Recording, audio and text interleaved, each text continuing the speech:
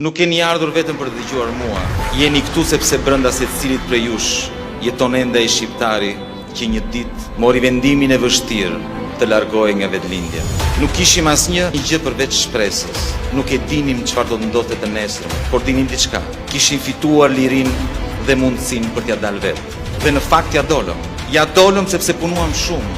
Ja dolëm sepse nuk u dorëzuam. Ja dolëm sepse jemi një popull i jashtëzakonshëm. Dhe për këtë ju duhet jeni krenar.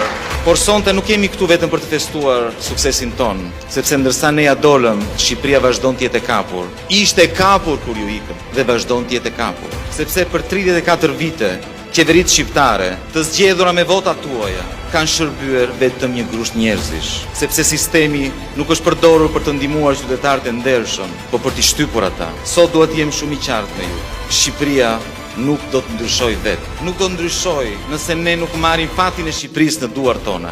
Politikanët e vjetër nuk do të zgjohen pas 34 vitesh dhe do të thonë sot po largohem, le të vazhdoj dikush tjetër. Ata kanë mashtruar prindrit tanë, po mashtrojnë ne dhe duan të mashtrojnë edhe fëmijët tanë.